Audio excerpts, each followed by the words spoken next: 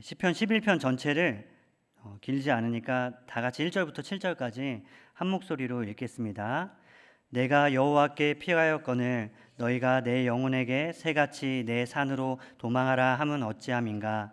악인이 활을 당기고 화살을 시위에 먹으며 마음이 바른 자를 어두운 데서 쏘려 하는도다. 터가 무너지면 의인이 무엇을 하랴. 여호와께서는 그의 성전에 계시고 여호와의 보좌는 하늘에 있으며 그의 눈이 인생을 통촉하시고 그의 안목이 그들을 감찰하시도다. 여호와는 의인을 감찰하시고 악인과 폭력을 좋아하는 자를 마음에 미워하시도다. 악인에게 그물을 던지시리니 불과 유황과 태우는 바람이 그들의 잔에 소득이 되리로다.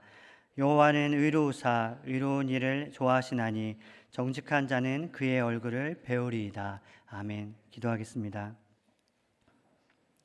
하나님, 우리에게 주의 은혜가 필요합니다.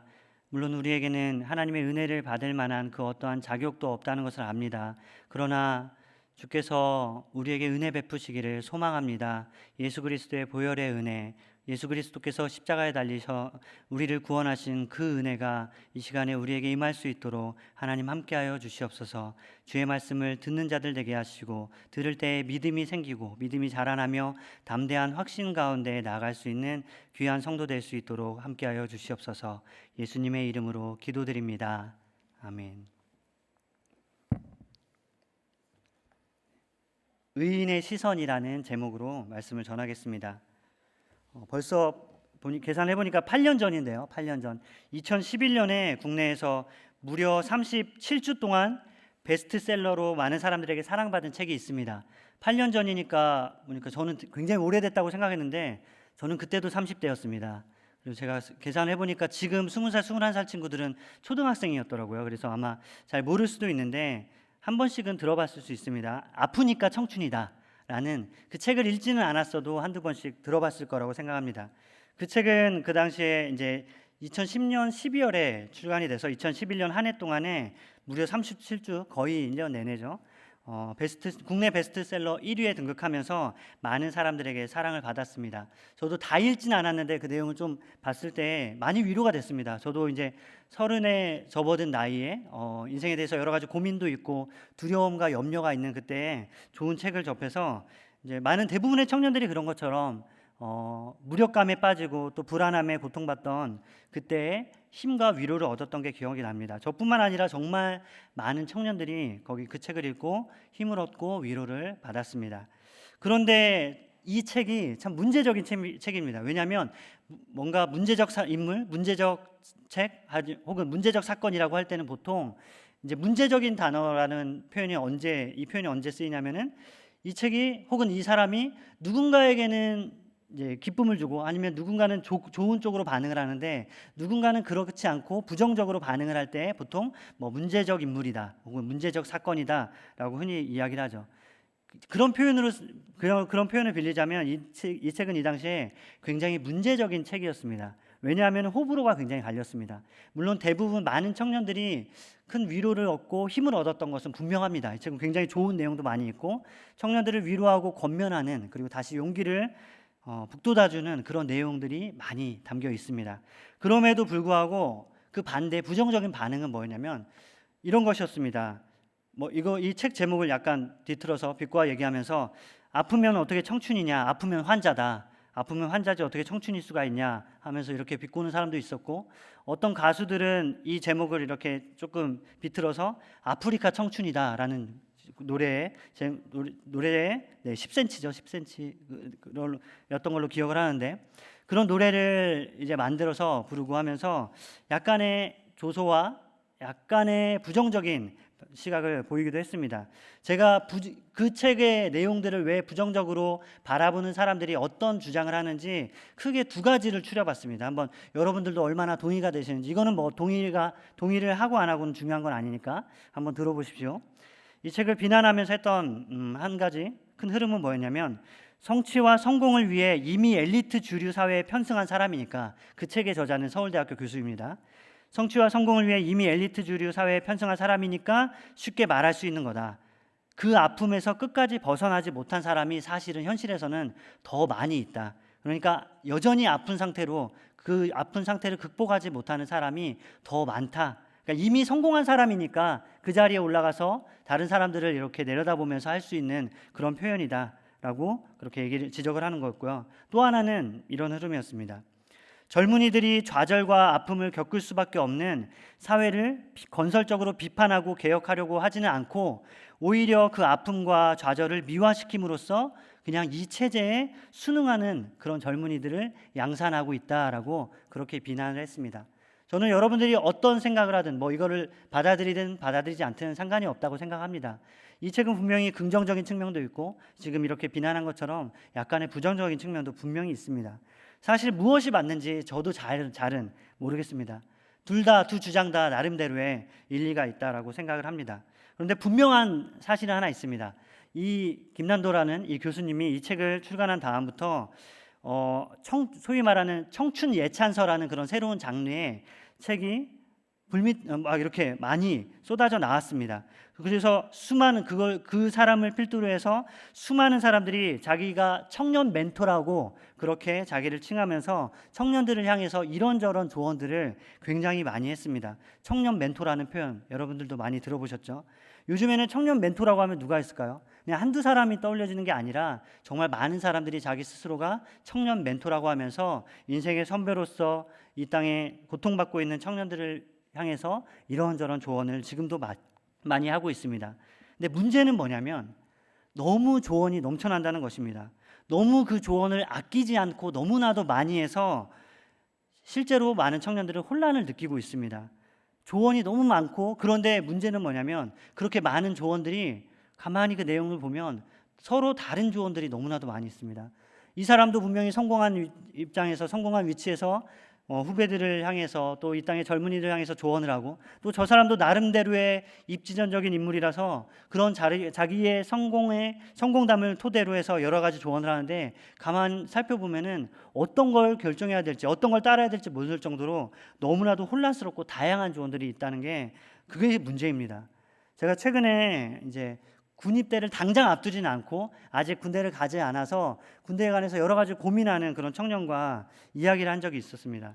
근데 이 청년의 문제, 이 청년이 처한 어려움은 뭐였냐면 군대를 바라보는 시각, 그러니까 주변에서 이 군대에 대해서 여러 가지 조언들을 선배들이 해주는데 군대를 바라보는 시각이 너무나도 다르다는 것입니다. 어떤 사람은 이렇게 그 청년을 향해서 아직 군대 안 갔으니까 이렇게 조언을 합니다. 야, 그래도 대한민국 사회에서 군대를 다녀와야지 남자로서 인정받고 또 사회 일원으로서 재구실을 할 수 있지. 물론 힘들지만 그래도 다녀오면 많은 성장이 있어 하면서 그렇게 군대를 어쨌든 좋은 쪽으로 얘기하면서 다녀오라고 적극적으로 권면하는 사람들이 있습니다. 반면에 이 청년의 주변에는 또 어떤 사람이 있습니까?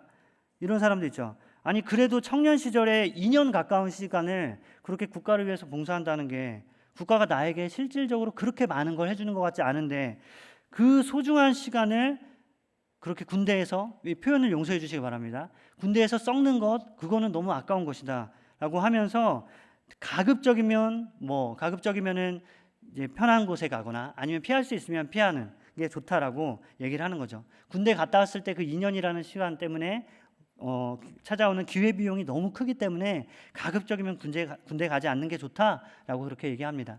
저는 정답은 없다고 생각합니다.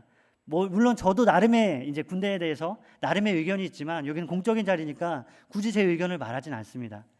그래도 안 가면 좋지 않나라고 생각은 되는데 그래도 굳이 사서 고생은 안 해도 되지 않나라고 생각하는데 그래도 이거는 사람마다 다 의견은 다르니까 그건 중요하지 않습니다. 근데 문제는 뭐냐면 여러분 이 청년의 입장에서 한번 생각을 해보십시오. 혼란스럽습니다. 자기가 나름대로 좋아하는 형, 나름대로 존경하는 어른이 이런저런 얘기를 진심 어린 조언을 해주는데 그 조언이 다 달라요. 다 다르고 얘기를 일단 들어보면 나름대로의 저마다의 일리가 있는 거죠. 그러니까 이런 수많은 조언 때문에 오히려 혼란스럽고 그것 때문에 더 두려움이 커지는 경우도 너무나도 많이 있습니다. 근데 이거는 하나의 이제 그 청년, 군대를 앞둔 청년에 대한 그냥 하나의 작은 사례일 뿐이고 너무나도 이런 경우는 정말로 많이 있습니다. 예전에는 청년들을 향해서 선택과 집중을 강조했습니다. 일종의 한 우물을 파라는 것이죠. 것이죠. 이 우물 파다가 저 우물 파다가 하지 말고 하나만 선택해서 거기에 몰두하고 거기에 몰입해서 자기의 전문성을 강화시켜야 된다. 자기의 역량을 키워야 된다라고 말하는 게 대부분의 인생의 선배들의 조언이었습니다. 그러나 요즘에는 조금 다른 목소리들이 많이 나오고 있습니다. 최근에 나오는 사회과학 서적들을 읽어보면은 그렇게 한 가지에 올인하라고 말하지 않습니다. 하나의 영역에 자신을 100% 맡기면은 그만큼 실패했을 때의 위험이 크다는 거죠. 그만큼 자기가 그것 때문에 그걸 이루지 못, 여기 하나에 온전히 헌신하고 온전히 다 내 시간을 쏟아내고 여기에 모든 힘을 쏟았는데 결국 그게 성취가 되지 않고 거기에 실패하면 그 인생에서 따르는 위험과 좌절은 너무 크기 때문에 무언가 하나에 자기의 인생을 다 100% 맡기지 말고 마치 투자를 할 때 분산 투자하듯이 그 위험들을 여러 가지로 쪼개서 분산 투자하듯이 그렇게 우리의 시간도 해야 된다고 얘기하는 주장도 정말 많이 있습니다.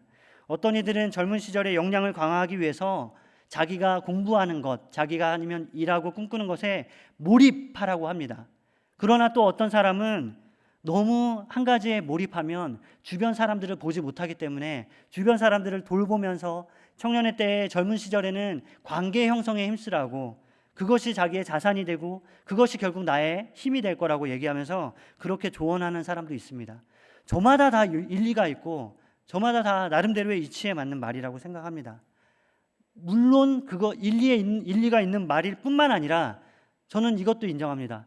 이런저런 조언이 다 진심입니다. 진심으로 청년들을 아껴서 진심으로 내가 사랑하는 후배와 내 동생 혹은 우리 교회 후배들을 아끼는 마음으로 해주는 진심 어린 조언입니다.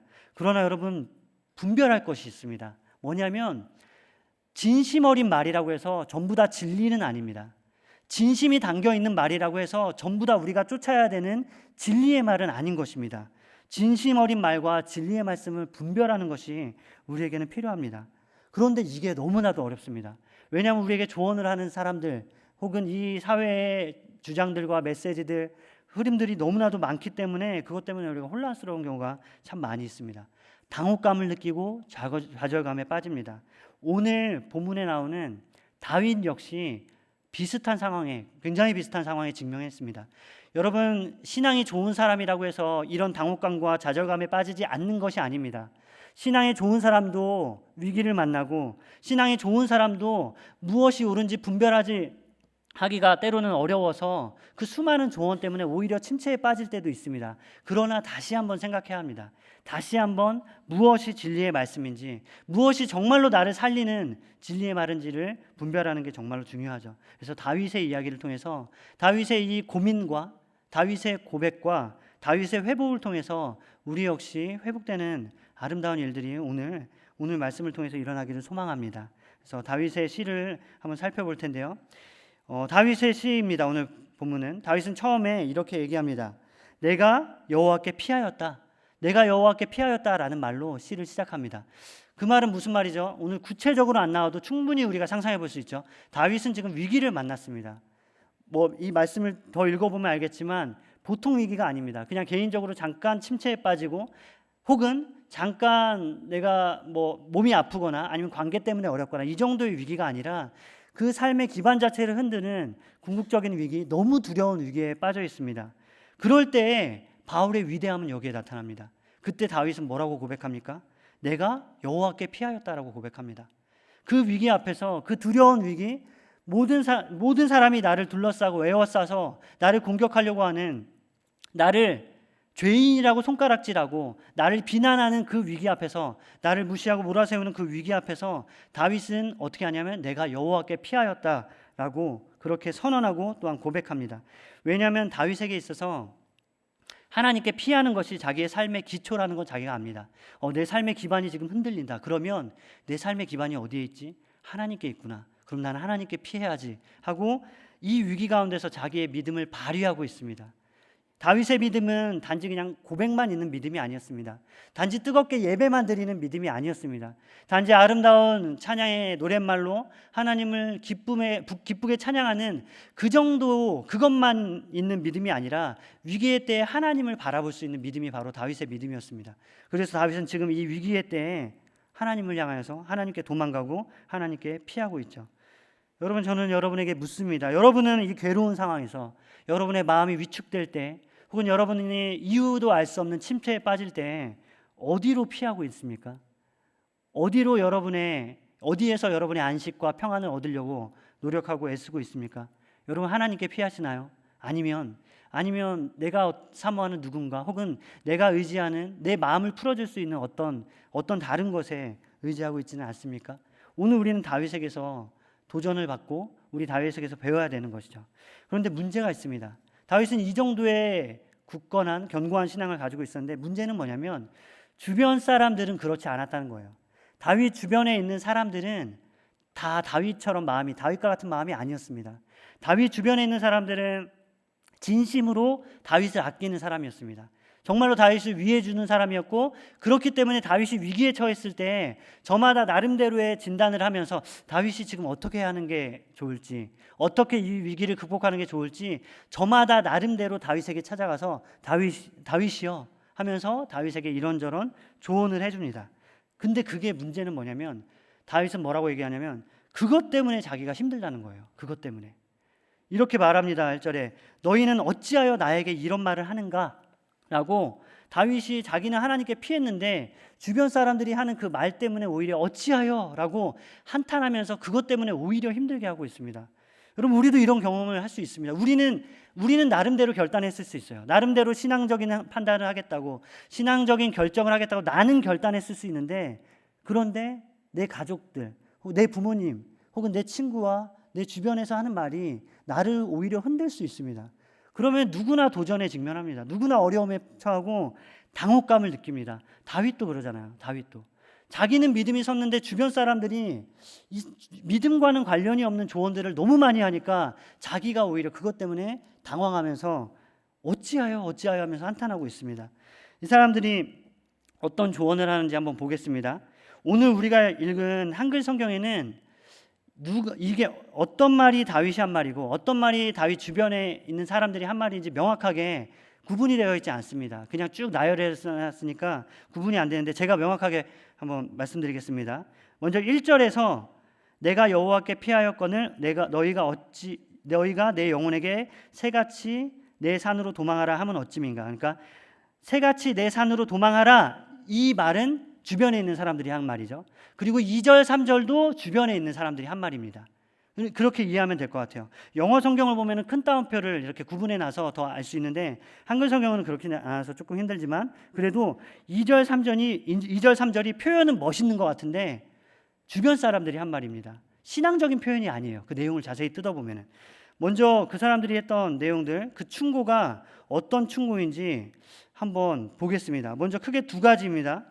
처음에 이렇게 얘기합니다. 다윗의 친구들이 다윗을 향해서 새같이 내 산으로 도망하라 라고 얘기하죠. 그리고 두 번째 2절에 악인이 활을 당기고 화살을 시위에 먹이며 마음이 바른 자를 어두운 데서 쏘려 하는도다 라고 얘기하면서 다윗이 지금 얼마나 위기에 처해 있는지, 다윗이 지금 얼마나 비참한 처지이고 어떤 위기 가운데 있고, 지금 다윗이 취할 수 있는 입장이 아무것도 없고 그냥 뒤도 돌아보지 않고 도망가는 그런 비참한 처지라는 것을 주변 사람들이 주지시키고 알려주고 있습니다.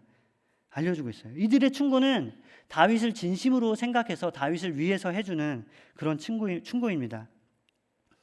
일단 이 사람들은 어떻게 설정을 해놓냐면 다윗은 의인이라고, 다윗은 바른 사람이라고 이렇게 얘기를 하고, 주변에 있는 사람들은 악인이라고 얘기합니다. 그러니까 이 표현을 보면 이 사람들은 다윗을 험담하려고 혹은 다윗을 깎아내리려고 하는 게 아니라 진짜로 다윗을 걱정하는 마음에 해주는 겁니다. 문제는 뭐냐면 정말로 진심으로 안쓰러운 마음으로, 측은하게 여기는 마음으로 다윗에게 말하지만, 이 충고는 진심일 수는 있지만 신앙적인 충고는 아니라는 거예요. 진심으로 나오는 말이지만 무가치한 말입니다. 여러분, 주변에서 우리를 조언할 때 이렇게 얘기합니다. 야, 진심이야. 내가 진짜로 너가 걱정해서 얘기해 주는데 넌 이렇게 하면 안 돼. 내가 진심으로 너를 걱정해서 얘기하는데 너는 이걸 택해야 돼 라고 그렇게 우리에게 얘기합니다. 물론 그 사람들의 말이 진심이 맞겠죠. 우리를 위해 주는 말이고 걱정해 주는 말이 맞습니다. 그러나 분별해야 합니다. 진심 어린 말이지만 무가치한 말일 수도 있습니다. 진심 어린 말이지만 신앙적인 조언은 아닐 수 있고, 그것이 꼭 우리를 진리로, 생명으로, 평안으로 인도하는 말이 아닐 수 있다는 것이 그것이 함정입니다. 그래서 여러분, 우리에게는 분별력이 필요합니다. 분별력이. 여러분, 우리의 처지도 비슷하지 않나요? 우리의 주변에는 정말 많은 조언자가 있습니다. 야, 이리로 가라, 저리로 가라.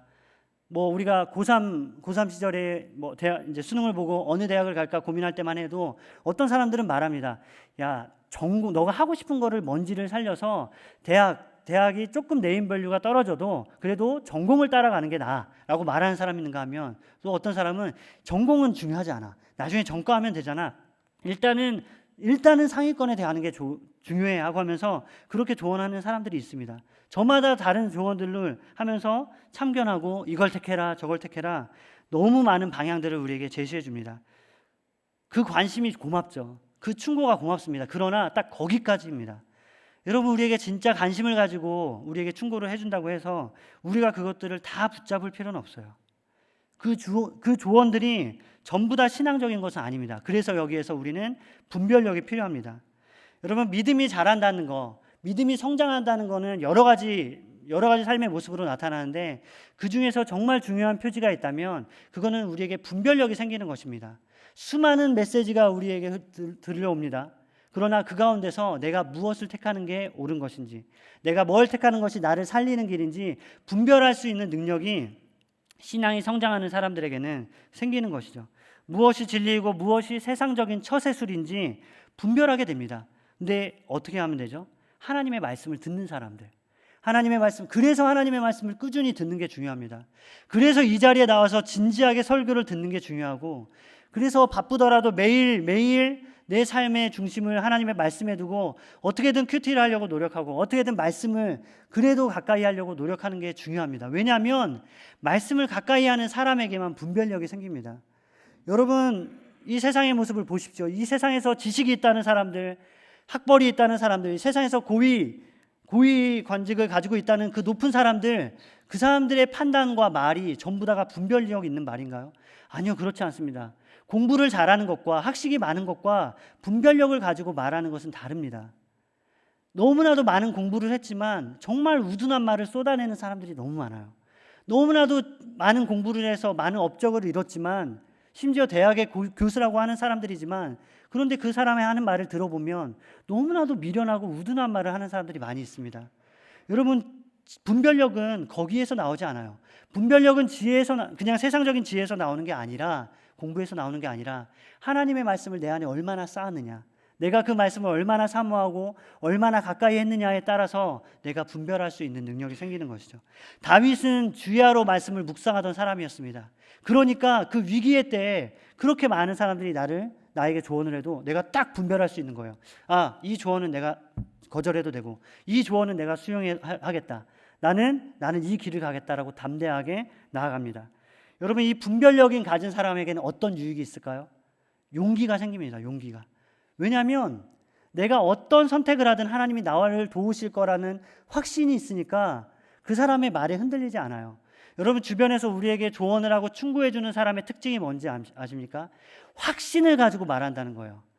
확신을 가지고 나에게 누군가가 말할 때 그 확신 때문에 내가 그 사람의 말을 그냥 이렇게 무시하기가, 외면하기가 쉽지가 않습니다. 너무 확신을 가지고 말하니까 거절할 용기가 잘 나지 않아요.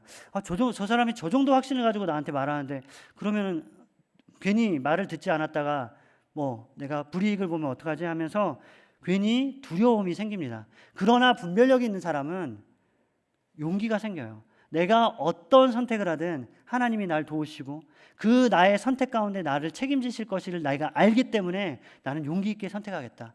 물론 그 선택에 실패할 수도 있어요. 내가 내 믿음을 가지고 산다고 선택하지만 그게 당장의 결과로는 좋지 않을 수도 있어요. 그러나 중요한 건 뭐냐면 그래도 하나님은 나를 건지신다. 그래도 내가 하나님을 믿고 선택하면 거기에는 하나님의 은혜가 있다라는 그 믿음이 있으면, 그 믿음이 있는 사람은 담대하게 그것들을 선택할 수 있는 것입니다. 여러분, 이 다윗의 주변에 있는 사람들이 다윗을 향해서 얼마나 강하게 권면했냐면, 한글 성경에는 안 나오는데 영어 성경에는 2절에 이렇게 시작합니다. 보라라고 아주 강한 말로 다윗을 향해서 외치고 있어요. 보세요, 이것 좀 보십시오 하면서 아주 강하게 얘기하죠. behold라는 아주 강한 영어 표현을 보십시오. 나를 좀 주목하십시오 하면서 다윗에게 그렇게 충고하고 있습니다. 여러분, 누군가가 나한테 그렇게 확신 있게 말하면 정말 딱 내치기가 어려워요. 그러나 다윗은 용기 있게 내치고 있습니다. 아니, 나는 거절하겠습니다. 당신의 마음은 받겠습니다. 당신은 진심 어린 마음으로 나를 충고해 주지만 그러나 이것이 성경적인 신앙적인 대안은 아닌 것 같습니다. 나는 내가 기도한 대로 하나님이 나에게 주신 뜻대로 나는 결정하겠습니다 하고 그 길을 담대하게 선택할 수 있습니다. 그 담대함과 용기가 생기는 것이죠.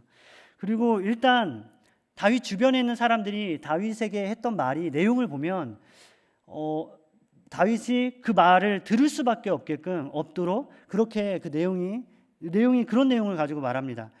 주변 사람들이 다윗을 향해서 하는 말이 뭐냐면 너는 지금 굉장한 위기에 처해 있어. 사탄이뿐만 아니라 주변에 있는 이제 실제적인 이제 적들이죠. 이 적들이 너를 향해서 활을 쏘려고 활을 당기고 있는데 어두운 데서 활을 쏘려고 그렇게 준비하고 있어 하면서 그렇게 무서운 상황을 설정해 놓고 다윗에게 이야기합니다. 2절에 얘기하죠. 악인이 활을 당기고 화살을 시위에 먹이며 마음이 바른 자를 어두운 데서 쏘려 하는도다. 굉장히 무서운 분위기를 연출하면서 얘기합니다. 여러분, 실제로도 그렇죠. 가장 무서운 적이 어떤 적입니까? 보이지 않는 곳에서 매복하고 있는 적이 제일 무서운 적입니다. 눈에 보이는 적은 대처할 수 있어요. 그렇게 무섭지 않습니다. 여러분, 공포 영화도 무섭게 생긴 괴물이 나타나면 아유, 분장 잘했네 이런 느낌이 들죠. 그렇게 무섭지 않습니다. 막 무서운 분장을 하고 나 앞에 나타나면 무섭지 않은데 진짜 무서운 공포 영화는 적이 나타나지 않죠. 어두운 가운데서 그냥 소리만 납니다. 그리고 바밤 이런 음향을 깔면서 바바바바바바 이런 식으로 하면서 무서운 상황을 놓고 아주 어두운 데서 나타나는 게 정말 무서운 적이죠. 저는 정말로 공포 영화를 안 보는데 그때 어떤 사역을 마치고 사람들과 함께 영화를 보러 가는데 그때 마땅히 볼 영화가 없어서 어쩔 수 없이 컨저링이라는 영화를 봤습니다. 거기에 영화 속의 문구가 뭐였냐면 귀신이 나타나지 않는다라는 그런 문장이 있었어요. 그래서 저는 귀신만 안 나오면 된다. 아무리 무서워도 내가 그냥 보겠다 했는데 너무너무 무서워서 정말 후회를 많이 했는데 그때 가장 무서웠던 장면이 뭐냐면 주인공이 이렇게 다락방에 있는데 깜깜합니다. 어두운 데서 아무것도 나타나지 않는데 가만히 있다가 갑자기 손바닥이 나타나서 박수를 탁 칩니다. 그리고 또 다른 손바닥이 나타나서 박수를 치고 이 장면이 있는데 저는 거기서 너무너무 놀랐습니다. 그런 거죠. 진짜 무서운 적은 그런 겁니다. 정말 공포스러운 거는 내가 어떤 어려움이 처할지 모른다는 게 진짜 두려운 건데 다윗은 지금 그런 처지입니다. 그런데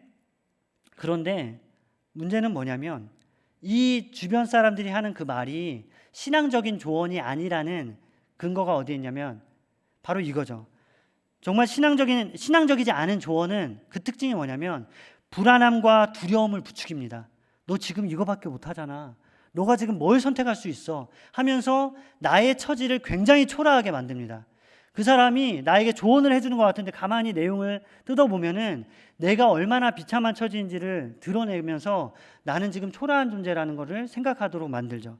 그래서 불안함과 두려움을 부추기면서 나에게 하는 조언은 그거는 신앙적인 조언이 아닙니다. 그거는 좋은 조언이 아니죠. 내가 객관적으로 생각할 수 있도록 그렇게 나에게 실제적인 내 상황이 어떤 것인지를 진단해 주는 조언이 좋은 조언인 것입니다. 여러분, 이것을 우리에게 상황에 한번 적용해 보겠습니다. 당장 만약에 생각해 보십시오. 당장 중요한 시험과 면접이 내 코앞에 있는데 여기에서 내가 믿음을 지키고 싶습니다. 여기서 생활을 잘 하고 싶죠. 그런데 주변에서 하는 말은 뭐냐면 그때 예배가 뭐가 중요하다는 것이죠. 그때 지금 당장은 시험을 준비해야 될 때이고 지금 당장은 면접을 준비하고 힘을 써야 될 때지 지금은 예배와 신앙을 지키는 게 뭐가 중요하냐고 우리에게 그렇게 조언할 때가 많습니다. 당장 현실 앞에서 실제적인 삶의 어려움들, 이 문제를 해결한 다음에 신앙을 돌보라고 예배도 드리고 그 다음에 예배도 드리고 헌금도 하고 믿음도 지키면 되지 않냐라고 그렇게 우리에게 조언하는 사람들이 너무나도 많습니다. 너가 지금 믿음을 지킬 처지냐? 라고 우리에게 따져 묻는 것이죠. 여러분, 어떻게 보면 이거는 너무 정확하고 너무 현실적이어서 그래서 너무 냉철한 지적입니다. 그러나 신앙적인 조언은 아닙니다. 우리는 그럴 때에도 믿음을 지켜야 합니다. 내가 그 두려움 가운데 있을 때, 내가 지금 취업을 하냐 못하냐, 내가 지금 이 좋은 성적을 얻냐 못 얻느냐라는 그 절체절명의 상황에서 그때에도 내가 믿음을 지키겠다는 그 고백, 그 사람을 하나님이 도우시고 그 사람을 붙잡아 주시는 겁니다. 그래서 그럴 때 나는 객관적으로 내가 뭘 택해야 되는지 정말 진지하게 고민하고 말씀을 붙잡고 그 길을 택해야 되는 것이죠. 그런데 이제 이 친구들이 2절에서 이렇게 말했는데 다윗이 흔들리지 않습니다. 여전히 믿음을 지키죠. 그러니까 친구들이 더 공포스러운 말을 합니다. 더 강한 결정타를 날리려고 3절에서 이렇게 얘기합니다. 터가 무너지면 의인이 무엇하랴. 이 표현은 표준 세번역을 보면 좀 더 쉽게 설명되어 있는데 이렇게 말합니다. 터가 무너지면 의인이라고 한들 무엇을 할 수 있겠는가? 라고 얘기합니다. 쉽게 말해서 여기 말하는 터는 기존의 관습과 법과 생활 방식 이런 것들을 얘기합니다.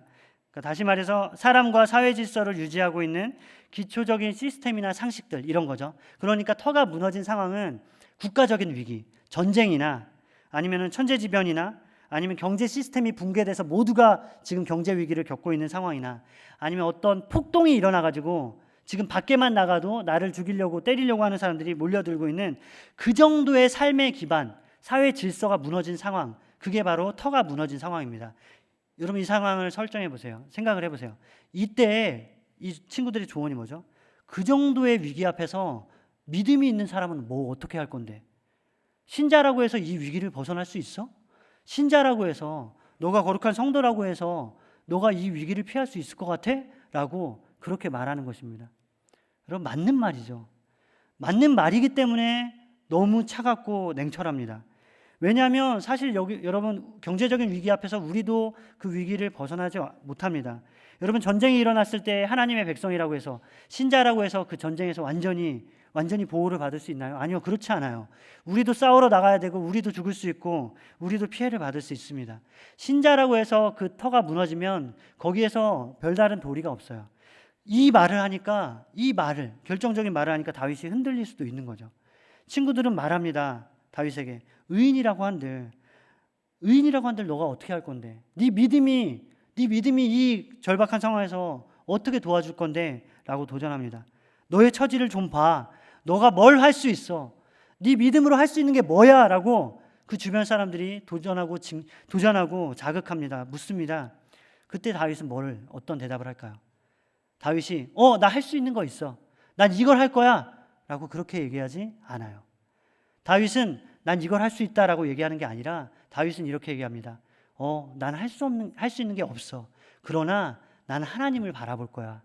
나는 내 시선을 하나님께로 향하고 나는 내가 할 수 있는 게 아무것도 없기 때문에 터가 무너진 그 상황에서 나는 그 위기를 극복할 수 없고 나는 그 위기에서 벗어날 힘이 없기 때문에 나는 할 수 있는 게 없어서 아무것도 안 할 거야. 다만 나는 하나님만 바라볼 거야. 나는 날 도우시는 하나님만 바라볼 거야 라고 고백합니다. 4절에 이렇게 고백하죠. 다윗이 여호와께서는 그의 성전에 계시고 여호와의 보좌는 하늘에 있으며 그의 눈이 인생을 통촉하시고 그의 안목이 그들을 감찰하시는도다. 다윗은 약간 동문서답을 하고 있습니다. 친구들은 물었습니다. 너가 뭘 할 수 있어? 라고 묻자 다윗은 그렇게 내가 이걸 할 거야 라고 대답한 게 아니라 난 하나님만 볼 수 있어. 난 아무것도 못하고 여호와 하나님이 나에게 계시네 라고 이렇게 고백하는 것입니다. 여기서부터 회복이 시작됩니다. 여러분 회복은 다른 데 있지 않아요. 우리가 회복하기 위해서 저마다 노력을 합니다. 어떤 사람은 회복을 위해서 잠을 많이 자는 사람도 있어요. 조금 전에 어떤 청년하고 대화를 잠깐 나눴는데 하루 동안 16시간을 어제 밤부터 오늘까지 16시간을 잤다고 하더라고요. 그래서 제가 많이 피곤했나 보다. 그럼 어제 밤을 샜니? 라고 물어보니까 어제도 푹 잤다고 하더라고요. 이렇게 하면은 어떤 사람은 그걸로 회복될 수도 있습니다. 그러나 궁극적인 회복은 아닙니다. 어떤 사람은 자기의 취미 생활에 몰두할 수도 있습니다. 누군가는 스트레스를 받을 때 맛있는 걸 많이 먹습니다. 필요합니다. 회복을 위해서 그런 것들이 필요해요. 그러나 궁극적인 회복은 아닙니다. 정말로 우리가 위기의 때에 해야 될 게 있다면 하나님을 바라보는 거예요. 다윗이 했던 것처럼 약간 이 현실감 없는 진단일 수도 있습니다. 현실과 동떨어지게 현실은 이렇게 절망적인데, 현실은 이렇게 급박하게 돌아가고 있는데 내가 현실에서 내 문제를 극복하기 위해서 뭔가를 막 분주하게 하는 게 아니라 다윗이 하는 게 있다면 성전을 향하여서 고개를 들고 하늘에 계신 하나님, 하나님의 보좌에서 이 땅을 통치하고 계시는 그 하나님을 향해서 시선을 드는 것입니다. 그러면서 확신하는 거죠. 이 하나님이 나를 지키신다. 지금 이 땅은 터가 무너져서 이 절체절명의 위기에 빠져 있고 모두가 다 암울하고 모두가 다 절망적이지만, 그러나 하나님은 여전히 이 땅을 통치하신다. 하나님은 자기의 백성을 구원하실 것이며, 지금 내 눈앞에 보이는 것은 위기와 절망과 암울한 상황밖에 없지만, 그러나 하나님은 통치하신다. 그러나 하나님은 지금도 선하신 하나님이 일하신다라는 그 확신을 가지고 성전에 계신 하나님과 보좌에 계신 하나님을 바라보는 것입니다. 여러분, 다윗에게는 이 믿음이 있었습니다. 이 신학이 있어요. 이 하나님에 대한 지식이 있으니까 거기서부터 회복되는 것입니다. 우리는 때로는 침체한 사람들에게 진단할 때 여행을 떠나라고 얘기합니다. 저는 정말 좋은 진단이라고 생각을 해요. 최근에도 여행을 갔다 온 우리 청년들이 있는데 아마도 자기의 삶에서 여러 가지 어려움이 있고 고민이 있었을 텐데 일정 부분은 그런 회복이 됐을 거라고, 마음의 안식과 평안을, 쉼을 얻었을 거라고 생각이 됩니다. 그래서 때로는 너무 지치고 힘들고 현실에서 많은 어려움이 있을 때 여행을 갔다 오는 것도 정말로 유익합니다. 저의 경험만 놓고 봐도 그렇습니다. 제가 2014년에 한 선교기관에서 열심히 사역할 때 그때 왠지 너무 많이 지쳐 있었습니다. 너무 힘들고 너무 많은 업무에 시달려서 많이 지쳐있고 몸도 상했을 때, 감사하게도 제가 지쳐있는 걸 알고 그 선교기관에서 미국에 한번 갔다 올 수 있도록 기회를 줬습니다. 그래서 2주 휴가를 내주면서 한 주는 이제 관광을 할 수 있게 하고 한 주는 세미나에 참석해서 거기서 세미나에 참여했는데, 그때 정말로 많이 회복됐습니다. 거기서 하나님이 지으신 그런 자연을 보면서 그런 놀라웠고 아름다운 모습들을 보면서 많이 회복됐습니다. 그래서 이런 게 필요해요. 여러분, 아름다운 것을 보면 회복됩니다. 우리의 마음은 아름다운 장면들, 놀라운 광경들을 보면 회복이 돼요. 그렇기 때문에 정말 아름다운 대자연을 봤는데 거기에서 아무런 감흥 없이 그냥 돌아온 사람이 있나요? 아니요, 그렇지 않습니다. 그런 사람은 많지 않아요. 회복이 됩니다. 너무 아름다운 모습을 보면 회복이 돼요. 그런데 여러분, 생각을 해보십시오. 이 땅에서 우리가 경험할 수 있는 가장 아름다운 것이 무엇일까요? 이 땅에서 우리가 살면서 경험할 수 있는 가장 아름답고 귀한 것이 무엇일까요? 그것은 하나님의 얼굴을 바라보는 것입니다. 성경은 우리는 하나님에 대해서 강하신 하나님, 그리고 우리와 함께 하시는 하나님, 은혜의 하나님, 이런 것들만 생각하는데, 성경은 분명히 하나님을 아름다운 하나님으로 묘사하고 있습니다. 하나님, 그분은 너무나도 아름다운 분입니다. 우리는 그 아름다운 하나님을 보면 회복될 수 있어요. 여러분들이 얼마나 지쳐 있는지 힘든지 저는 알지 못하지만, 그래서 저는 여러분들에게 쉽게 조언하지 않습니다. 여러분 청년들을 제가 만나지만 실제적인 조언들을 저는 잘 하지 않습니다. 여러분들이 어떤 상황에 있는지, 어떤 환경에 있는지 정확히 알지 못하기 때문에 쉽게 구체적인 진단하기가 참 두려운 마음이 있어요. 그러나 제가 모든 사람에게 할 수 있는 가장 명확한 조언이 있습니다. 이거는 반드시 회복되는 방법입니다. 여호와 하나님을 바라보십시오. 성전에서 우리의 예배를 받으시는 그 하나님, 하늘 보좌에서 지금도 이 땅을 통치하시는 그 하나님을 바라보십시오. 그 하나님을 바라보며 그 하나님의 아름다움을 느끼고 그 하나님을 향해서 우리의 시선을 돌리면 우리의 마음은 회복됩니다. 거기서부터 우리는 회복될 수 있어요. 이 회복은 사단이 빼앗을 수 있는 회복이 아니에요. 이 땅에서 회복의 방법이 많아요. 우리의 마음을 위로해 주는 것이 정말로 많고, 우리의 지친 마음을 달래주는 것이 너무나도 많지만, 모든 것은 다 한시적입니다. 모든 것은 다 유통기한이 있어서 결국에는 그 기쁨은 다 사라집니다. 여행을 통해서 얻는 기쁨 정말 크죠. 그러나 시간이 지나면 사라집니다. 여러분, 성취를 통해서 얻는 기쁨 너무 커요. 그러나 그 성취가 영원할까요? 아니요, 그렇지 않아요. 그 기쁨도 결국에는 사그라듭니다. 그러나 영원히 우리를 회복시키고 영원히 우리를 하나님의 영광 가운데 인도하는 그 회복의 방법이 있으니, 그것은 바로 하나님을 바라보는 것입니다. 다윗이 지금 이 위기 가운데서 한 것은 하나밖에 없어요. 나는 하나님을 바라보겠다.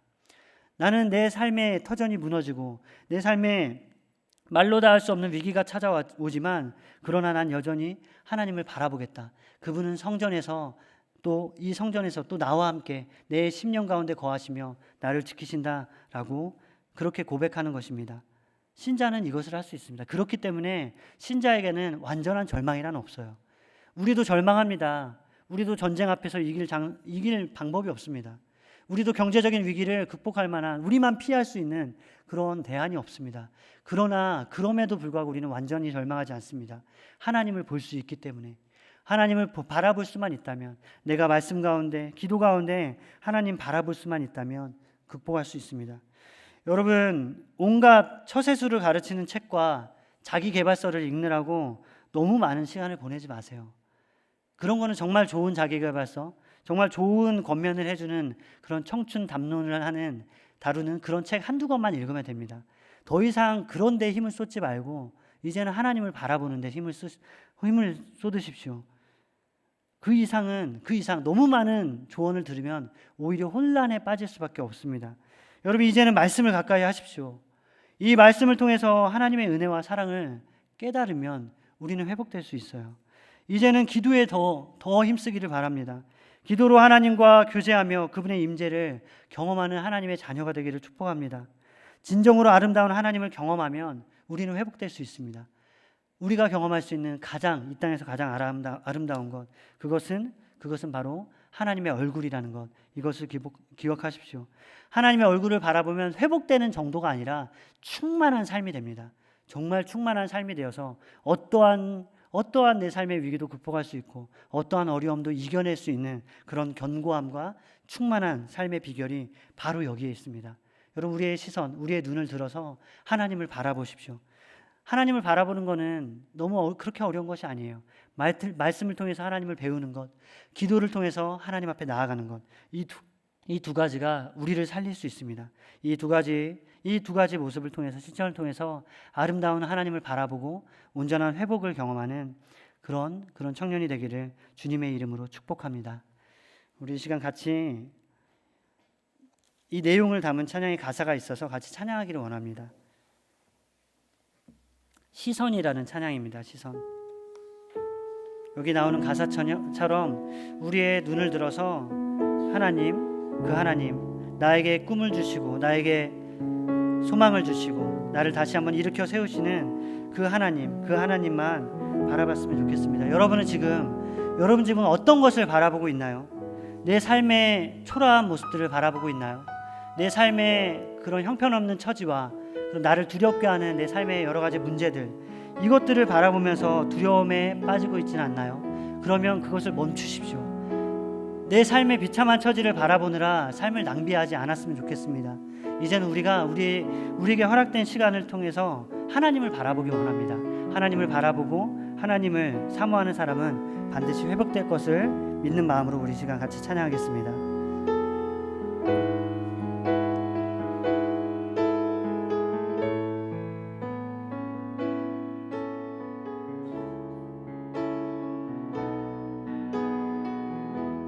내게로부터 눈을 들어 주를 보기 시작할 때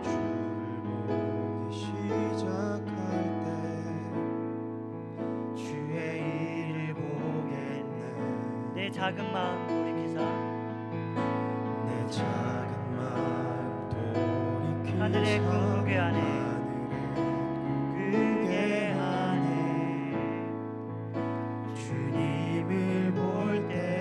모든 시선을 주님께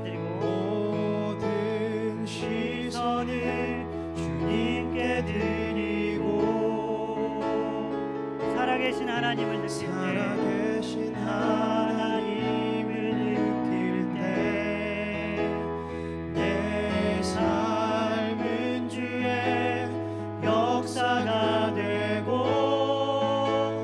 하나님이 일하기 시작한 2절 한 번 더 고백하겠습니다. 성령이 나를 변화시켜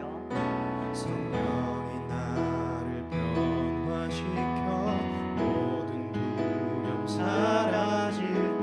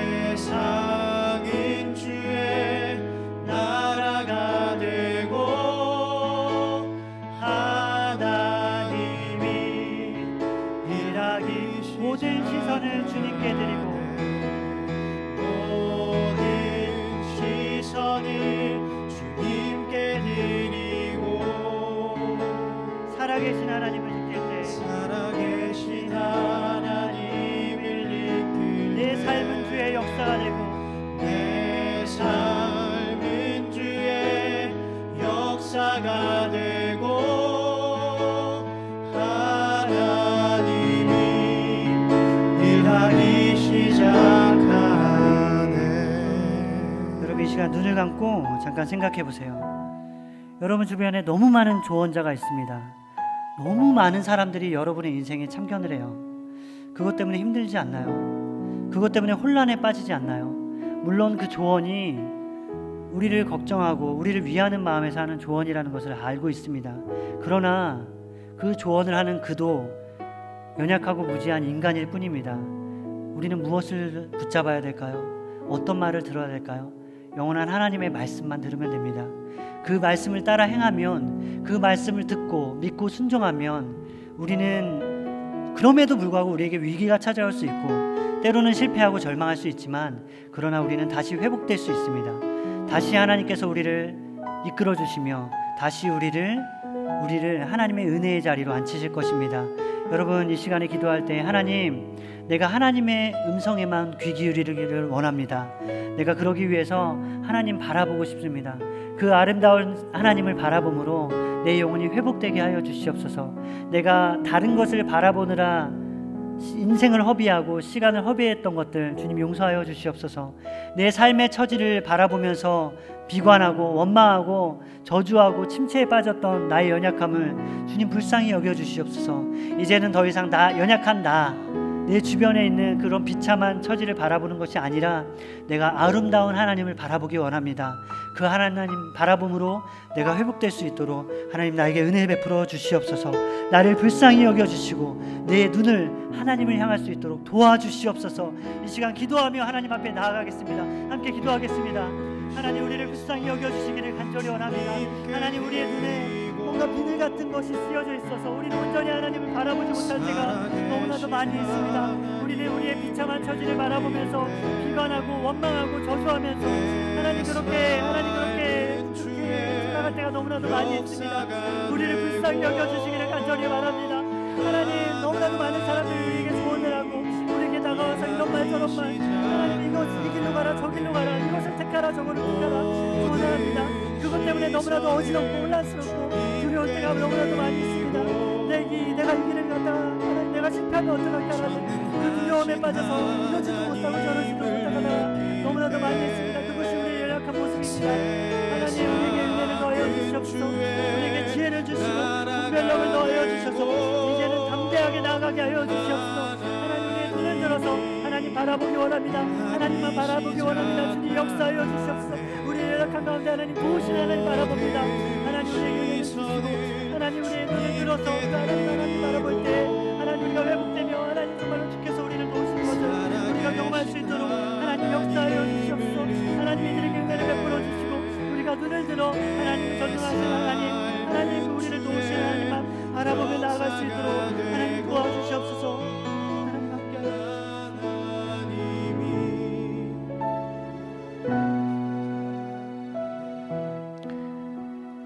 하나님, 우리가 눈을 들어서 하나님을 바라보고 싶지만 그러나 내 삶에 당장에 처한 문제 때문에 거기에 내 모든 마음과 힘을 다 빼앗겨서 하나님을 바라보지 못할 때가 너무나도 많이 있음을 주 앞에 고백합니다. 이것이 우리의 우둔함이며 우리의 연약함입니다. 그러나 하나님은 우리에게 약속하셨습니다. 내가 너를 돕겠다. 내가 너와 함께하겠다. 내가 너를 지키겠다. 주님 말씀하셨습니다. 하나님, 그 절망적인 상황에서도 어떠한 어둠 가운데서도 우리가 우리의 시선을 하나님께로 향하여 그 살아계신 하나님, 그 아름다운 하나님을 바라보게 하여 주시옵소서. 하나님, 눈을 뜨지 못하고 여전히 자기 자신만 원망하면서 자기의 처지를 원망하면서 그렇게 비참하게 살아가는 청년들이 너무나도 많이 있습니다. 하나님, 우리의 눈에 주님 우리의 눈에 안수하여 주시옵소서. 그래서 우리의 눈이 열리게 하시고 우리의 영적인 눈이 열려서 온전히 하나님을 바라보면서 그 하나님의 은혜와 사랑이 지금도 나를 돕고 지금도 내 삶에 역사하는 것을 내가 내 삶의 자리에서 바라볼 수 있도록 주님 은혜를 허락하여 주시옵소서. 주님, 우리는 연약합니다. 너무나도 자주 넘어집니다. 그렇기 때문에 하나님 바라보기 원합니다. 내가 넘어진 그 자리에서 그것만 바라보면서 살아가는 것이 아니라 이제는 거기에서 일어나 하나님을 바라보며 회복을 경험하는 주님의 귀한 자녀 될 수 있도록 하나님 은혜를 허락하여 주시옵소서. 우리를 도우시며 우리와 함께 하시는 예수 그리스도의 이름으로 기도드립니다. 이제는 우리 주 예수 그리스도의 은혜와 하나님의 사랑과 성령님의 함께 하심이 우리의 눈을 들어서 그 아름다운 하나님을 바라보기를 소망하는 그리고 결단하는 우리 청년들과 그들의 삶 가운데 이제로부터 영원토록 함께할지어다.